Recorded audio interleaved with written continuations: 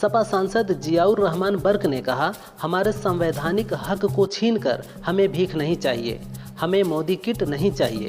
हमें खुशी होती आप हमें यह किट उस वक्त देते जब हमारे साथ इस हिंदुस्तान के अंदर बराबरी का सलूक होता, इस मुल्क के अंदर हमारे मुस्लिम समाज को सम्मान मिलता, जो संवैधानिक अधिकार हैं वो उनको मिलते, वक्फ बिल के नाम पर उनका हक नहीं छीना जा रहा होता। भगोड़ा हीरा कारोबारी और पीएनबी घोटाले का मुख्य आरोपी मेहुल चोकसी यूरोपीय देश बेल्जियम में है। बेल्जियम के विदेश मंत्रालय ने ऑफिशियल स्टेटमेंट में चोकसी की देश में मौजूदगी की जानकारी दी है।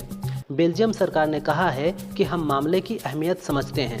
भारत सरकार ने बेल्जियम सरकार से चोकसी की प्रत्यर्पण प्रक्रिया शुरू करने के लिए संपर्क किया है। चोकसी पर 13,000 करोड़ रुपए के घोटाले का आरोप है। सपा सांसद रामजीलाल सुमन के आवास के बाहर तोड़फोड़ और पथराव पर संभल से समाजवादी पार्टी के सांसद जियाउर रहमान बर्क ने कहा, यह निंदनीय घटना है। संभल में झूठे मामले दर्ज करके कई लोगों को गिरफ्तार किया गया।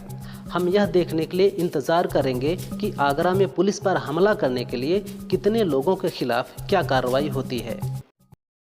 आगरा में सपा सांसद रामजीलाल सुमन के आवास के बाहर तोड़फोड़ और पथराव पर एसीपी संजीव त्यागी ने कहा, समाजवादी पार्टी के सांसद रामजीलाल सुमन के एक बयान से आक्रोशित होकर आज करड़ी सेना से जुड़े कुछ लोगों ने उनके आवास पर जाकर पथराव किया। कई लोगों को हिरासत में लिया गया है। पूरी घटना की जांच की जा रही है। घटना में कुछ पुलिस अधिकारी भी घायल हुए हैं। केंद्रीय मंत्री नितिन गडकरी का कहना है कि भारत में अगले 2 साल में अमेरिका से भी ज़्यादा अच्छी सड़कें होंगी।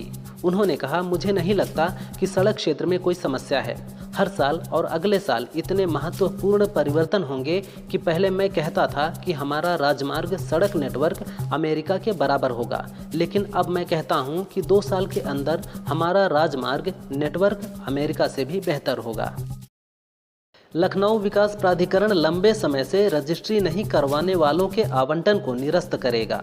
बार बार नोटिस भेजने के बाद भी रजिस्ट्री के लिए नहीं आने वालों की सूची तैयार की जा रही है।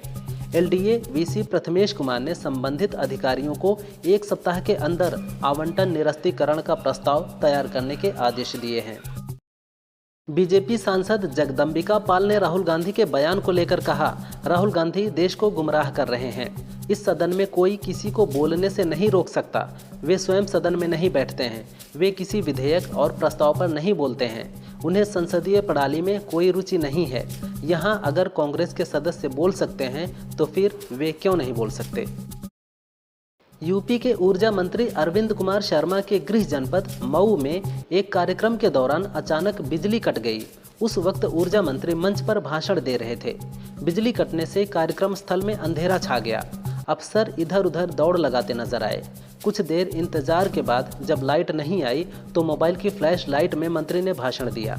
उनके जाने के बाद जेई और एसडीओ को निलंबित कर दिया गया। जांच जारी है।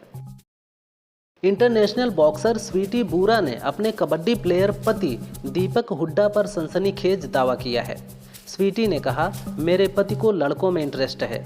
मुझे ये बातें शादी के बाद पता चली। मेरे पास इसके कई सबूत भी हैं जिन्हें मैं अदालत में पेश करूंगी। हरियाणा के इस कपल के बीच विवाद चल रहा है। स्वीटी ने दीपक पर दहेज प्रताड़ना का केस किया है, जबकि दीपक ने स्वीटी पर थाने में मारपीट का आरोप लगाया है।